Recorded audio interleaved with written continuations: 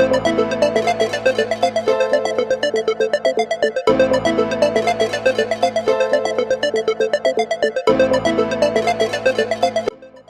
YouTube, Solo Arc, coming at you.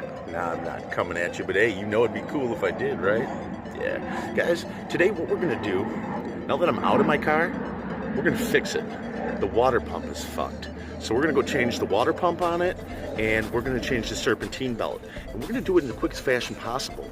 So you're gonna find this done in a hurry with some edits. It's gonna be a beautiful job, and it's gonna work very great when it's all done, guys. Let's go take a look. I'm gonna show you the tips, the best, quickest possible way to get this job done. This is on a Jeep that we're gonna do this, and it's a fucking 3.7 liter, I think. It's a V6.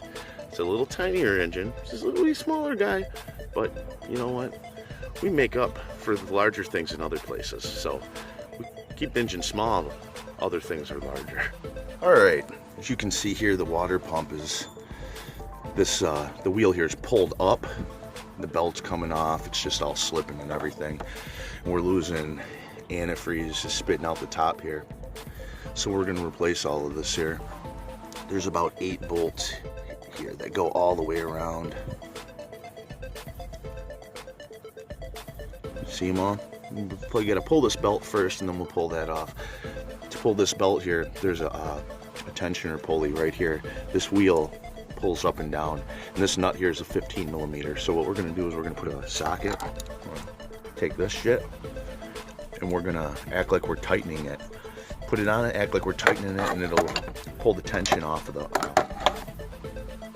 belt right here, and then we'll be able to remove the belt and then start pulling the nuts here for the water pump, which these nuts here are 13 millimeter, which we got all set right here. Okay, but before we go any further, you're gonna want to take a picture of this.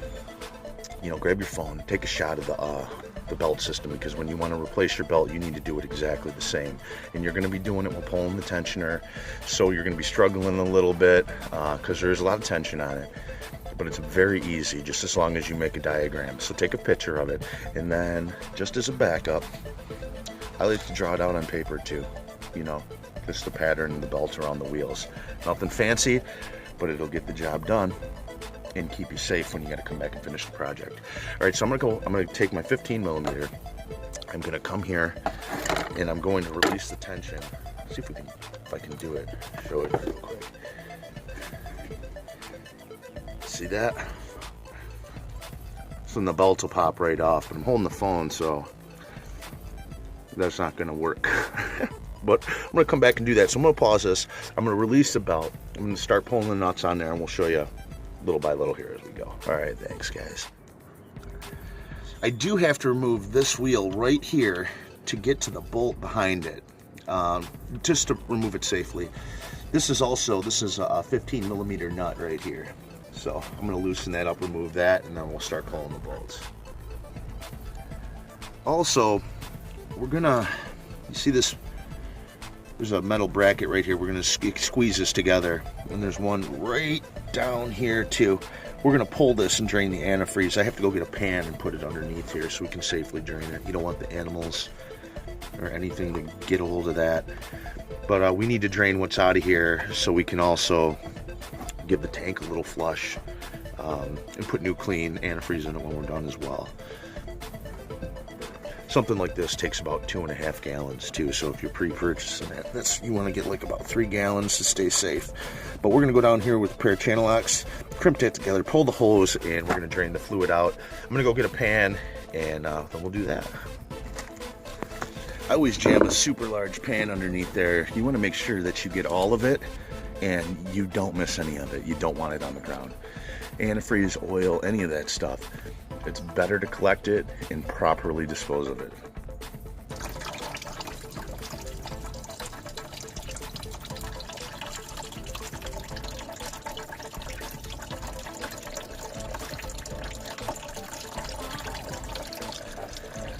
Again, you want to make sure you're recycling that antifreeze. There's companies that can actually break that down and make hydrogen out of it. Awesome stuff, using waste material to make, clean burning material. Alright, we got the old one out.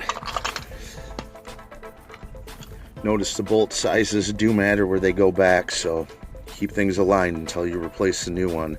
And you're going to have to go and scrape that seal around the edge.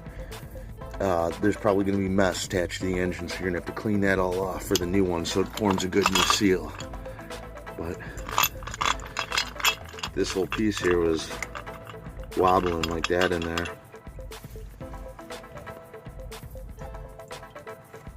We got to scrape all of this shit off.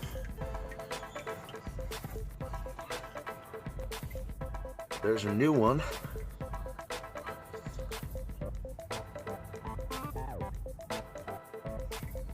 Now that it's sitting all back in place, we're going to go around and tighten up all the bolts with that 13mm socket.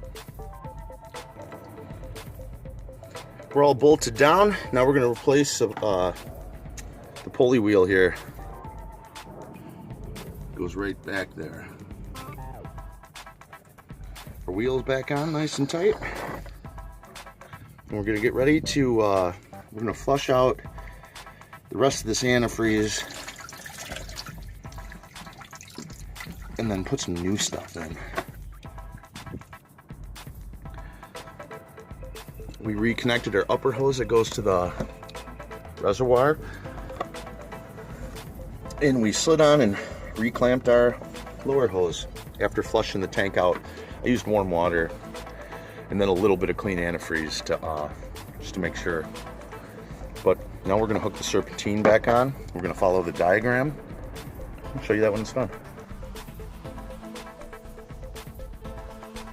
Remember, we use the 15mm here on the tensioner pulley to crank it back. Part's a bitch to get the new belt on because it's a tight, you got to pull it all the way. You know, the other belt's been loose and stretched, cracked, so putting this one back on can be a little bit of a struggle, so don't give up at first. You got to really pull this tensioner all the way back to get this to slip on. Make sure you follow your diagram, you'll nail it. Now we got to refill the antifreeze. Let's fill the tanks back to full. We should be able to fire up, ready to go. Job's done.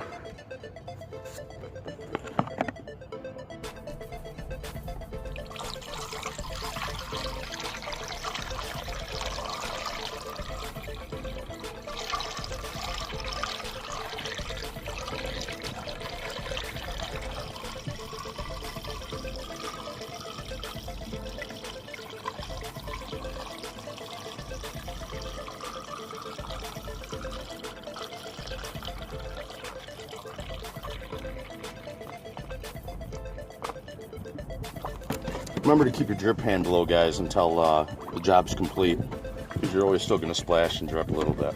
And that'll be about it, guys. Things are up and running. Not bad for a super high mileage engine.